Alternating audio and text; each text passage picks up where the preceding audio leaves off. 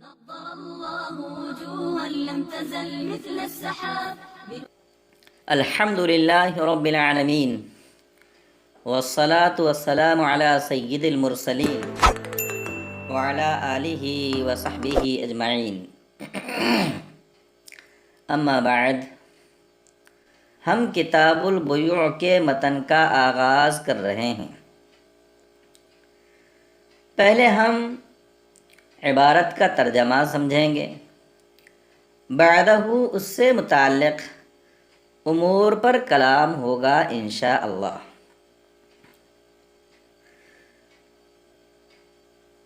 قال البیع ينعقد بالإیجاب والقبول۔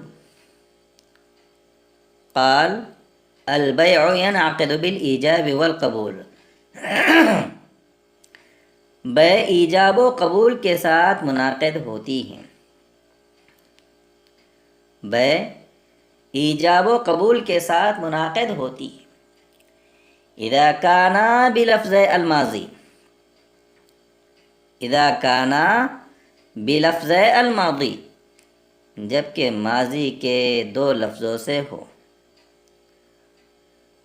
مثل ان یقول احدهما بعت والآخر اشتریت، مثلا ان دونوں یعنی عاقدین میں سے ایک نے کہا میں نے بیچا، اور دوسرے نے کہا میں نے خریدا۔ لأن البیع انشاء تصرف، کیونکہ بیع انشاء تصرف ہے۔ لأن البیع انشاء تصرف، کیونکہ بیع انشاء تصرف ہے۔ والانشاء یعرف بالشرع، اور انشاء ہونا شریعت سے معلوم ہوتا ہے۔ والموضوع للإخبار قد استعمل فيه، والموضوع للإخبار قد استعمل فيه، اور جو صیغہ خبر دینے کے لیے موضوع ہے وہی انشاء میں مستعمل ہے، اور جو صیغہ خبر دینے کے لیے موضوع ہے وہی انشاء میں مستعمل ہے۔ فینعقد بہ، اس لیے بیع اسی صیغے سے منعقد ہوگی۔ ولا ينعقد باللفظين احدهما لفظ المستقبل والآخر لفظ الماضي، ولا ينعقد باللفظين احدهما لفظ المستقبل والآخر لفظ الماضي، اور بیع ایسے دو لفظوں سے منعقد نہیں ہوتی جن میں سے ایک لفظ مستقبل ہو اور دوسرا لفظ ماضی ہو۔ بخلاف النکاح وقد مر الفرق هناك، برخلاف نکاح کے، اور فرق کتاب النکاح میں گزر چکا۔ بخلاف النکاح وقد مر الفرق هناك، برخلاف نکاح کے، اور فرق کتاب النکاح میں گزر چکا۔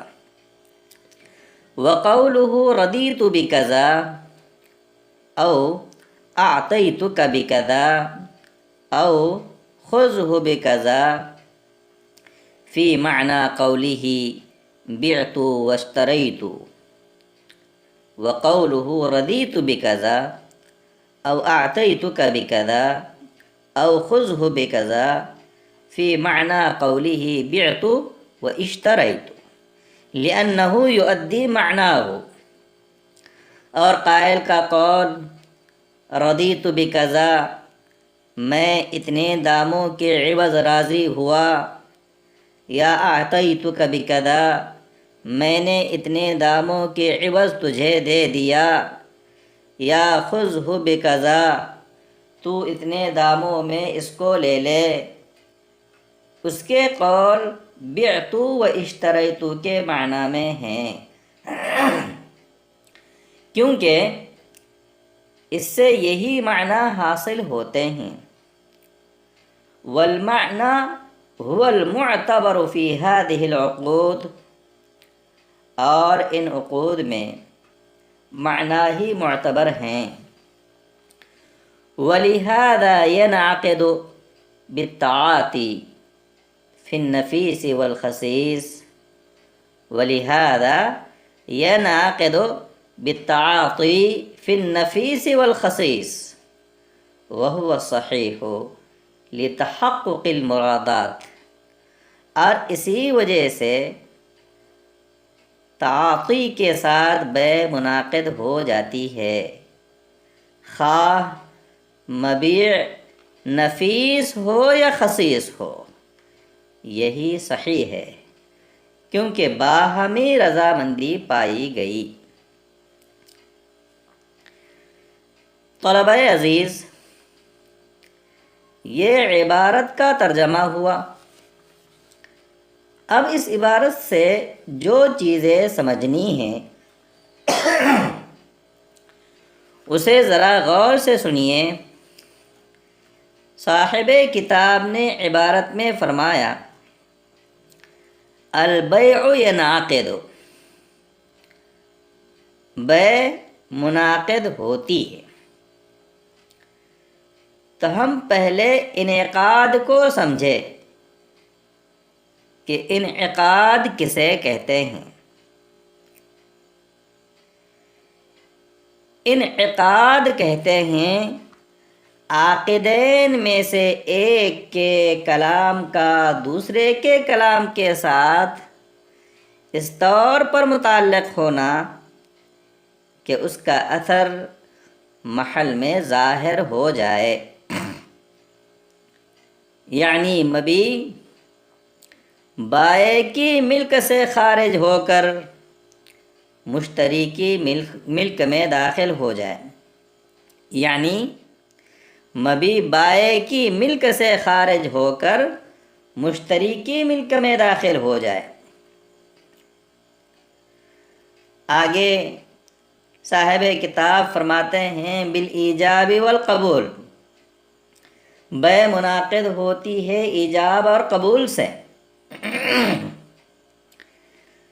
ایجاب کو ایجاب اس لیے کہتے ہیں کہ ایجاب کے معنی ہیں اثبات۔ ایجاب کو ایجاب اس لیے کہتے ہیں کہ ایجاب کے معنی ہے اثبات، اور احد العاقدین کے ایجاب کے بعد یہ ایجاب دوسرے کے لیے خیار قبول کو ثابت کرتا ہے، یعنی دوسرا فریق چاہے تو قبول کریں یا قبول نہ کریں۔ اب اگر دوسرے عاقد نے قبول کر لیا تو اس کے اس کلام کا نام قبول ہوگا۔ حاصل یہ کہ عاقدین میں سے کسی سے اولاً صادر ہونے والے کلام کو ایجاب اور ثانیاً صادر ہونے والے کلام کو قبول کہتے ہیں۔ عاقدین میں سے کسی سے اولاً صادر ہونے والے کلام کو ایجاب اور ثانیاً صادر ہونے والے کلام کو قبول کہتے ہیں۔ اس کے بعد صاحب کتاب یہ فرما رہے ہیں کہ بیع ایجاب و قبول سے اسی وقت منعقد ہوتی ہے جب کہ ایجاب و قبول دونوں کو ماضی کے صیغے کے ساتھ تعبیر کیا گیا ہو۔ ایجاب و قبول دونوں کو ماضی کے صیغے کے ساتھ تعبیر کیا گیا ہو۔ مثلاً ایک کہے میں نے بیچا اور دوسرا کہے میں نے خریدا، بعت و اشتریت۔ دلیل یہ ہے کہ بیع اس تصرف کا نام ہے جو از قبیل انشاء ہیں۔ بے اس تصرف کا نام ہے جو از قبیل انشاء ہے، اور آپ نے پڑھا ہے انشاء اثبات ما لم یکن ثابتہ کو کہتے ہیں۔ انشاء اثبات ما لم یکن ثابتہ کو کہتے ہیں، یعنی غیر موجود کو ثابت کرنے کا نام انشاء ہے۔ اور بے پر انشاء کی تعریف صادق آتی ہیں، بے پر انشاء کی تعریف صادق آتی ہیں۔ وہ اس طرح کے بے کے ذریعے بھی غیر موجود اور غیر ثابت چیز کو ثابت کیا جاتا ہے۔ بئی طور کہ بے سے پہلے مبی پر مشتری کی ملک ثابت نہیں تھی اور ثمن پر بائع کی ملک ثابت نہیں تھی، لیکن بے کے ذریعے مشتری کے لیے مبی پر اور بائع کے لیے ثمن پر ملکیت کو ثابت کر دیا جاتا ہے، تو بے از قبیل انشاء ہے۔ تو ہونا تو یہی چاہیے تھا کہ بے کا انعقاد ایسے لفظ سے ہو جو انشاء کے لیے وضع کیا گیا ہو، مگر واضع نے انشاء کے لیے کوئی مخصوص لفظ وضع نہیں کیا، اس لیے لفظ ماضی جو لغتاً اخبار کے لیے موضوع ہے اور شرعاً انشاء کے لیے مستعمل ہے، اسی سے بے منعقد ہوگی۔ اسی کو صاحب کتاب نے ان الفاظ میں ذکر فرمایا، لِأَنَّ الْبَيْعَ إِنشَاءُ تَصَرُّفٍ وَالْإِنشَاءُ يُعْرَفُ بِالشَّرْعِ وَالْمَوْضُوعُ لِلْإِخْبَارِ قَدْ اسْتُعْمِلَ فِيهِ فَيَنْعَقِدُ بِهِ۔ آگے صاحب ہدایہ فرما رہے ہیں، بے ایسے دو لفظوں سے منعقد نہیں ہوگی کہ ان میں سے ایک صیغہ مستقبل ہو اور دوسرا صیغہ ماضی ہو، یعنی ایک صیغہ مضارع ہو، مثلاً بائع کہے ابیعو اور مشتری کہے اشتریتو۔ بے کی اس صورت ابیعو اور اشتریتو میں ایک صیغہ مضارع کا ہے اور دوسرا ماضی کا، جبکہ انعقاد بے کے لیے دونوں لفظوں کا ماضی ہونا ضروری ہے۔ اس لیے اس صورت میں بے منعقد نہیں ہوگی۔ وجہ یہ ہے کہ آپ صلی اللہ علیہ وسلم کا انعقاد بے کے لیے ماضی کا صیغہ استعمال فرمانا یہ اس بات پر دال ہیں کہ بے ماضی کے صیغے سے ہی منعقد ہوگی، اس لیے انعقاد بے صیغہ ماضی پر ہی منحصر ہوگا۔ اس سلسلے میں دوسری وجہ اور دلیل یہ ہے کہ فعل مضارع اگر بائع کی طرف سے ہو، مثلاً اس نے کہا ابیعو میں بیچوں گا، اور مشتری نے کہا اشتریتو میں نے خریدا، تو یہ بائع کی جانب سے محض وعدہ بے ہوگا۔ ابیعو محض وعدہ بے ہوگا، اور وعدہ بے سے بے منعقد نہیں ہوتی، بلکہ اس لفظ سے منعقد ہوتی ہے جو تحقق و ثبوت پر دلالت کرتا ہو۔ اور اگر فعل مضارع کا تلفظ مشتری کی جانب سے ہو، مثلا بائع کہے بعتو میں نے بیچا، اور مشتری کہے اشتری میں خریدوں گا۔ بائع کہے بعتو میں نے بیچا، اور مشتری کہے اشتری میں خریدوں گا، تو یہ بھاؤ کرنا ہوا، نہ کہ بے۔ یہ بھاؤ کرنا ہوگا، نہ کہ بے کو منعقد کرنا۔ اس لیے صاحب ہدایہ فرما رہے ہیں کہ بے منعقد نہیں ہوگی ایسے دو لفظوں سے کہ ان میں کا ایک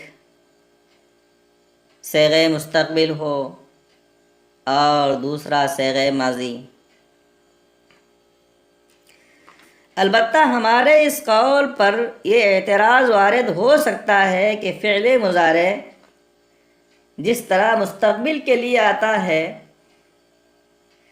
اسی طرح اس میں حال کا بھی تو احتمال ہوتا ہے۔ فعل مضارع جس طرح مستقبل کے لیے آتا ہے، اسی طرح اس میں حال کا بھی تو احتمال ہوتا ہے۔ جیسا کہ ہم فعل مضارع افعلو کے ترجمے میں کہتے ہیں میں کرتا ہوں یا کروں گا، کرتا ہوں یا کروں گا، میں ایک مرد یا میں ایک عورت۔ تو یہاں بھی ابیعو بیچتا ہوں اور اشتری خریدتا ہوں بمعنی حال کا احتمال رکھتا ہے۔ پس اگر عاقدین میں سے کسی ایک نے فعل مضارع کو استعمال کیا اور حال کے معنی مراد لیے تو اس سے بے منعقد ہو جاتی ہیں، کیونکہ حال کے معنی مراد لینے کی صورت میں بیان کردہ دونوں خرابیاں یعنی وعدہ بیع اور بھاؤ کرنا لازم نہیں آتی، بلکہ اس صورت میں بیع متحقق اور موجود ہو جاتی ہیں۔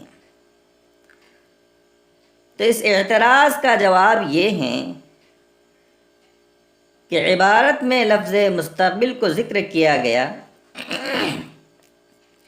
اور فعل مضارع مستقبل کے لیے اس وقت خاص ہوتا ہے جب اس پر سین یا سوفا داخل ہو، اور سین و سوفا کے داخل ہونے کے بعد مضارع حال کا احتمال نہیں رکھتا بلکہ استقبال کے لیے خاص ہو جاتا ہے۔ پس عاقدین میں سے کسی نے ایسا صیغہ مضارع استعمال کیا جس پر سین یا سوفا داخل ہو تو سابقہ خرابیہ یعنی وعدہ بیع اور بھاؤ کرنا لازم آنے کی وجہ سے بیع منعقد نہیں ہوگی۔ آج کے اس درس میں اتنی ہی باتوں پر اکتفا کرتا ہوں، بقیہ کلام انشاءاللہ العزیز آئندہ کے درس میں ہوگا۔ واللہ اعلم بالصواب، والسلام علیکم ورحمۃ اللہ وبرکاتہ۔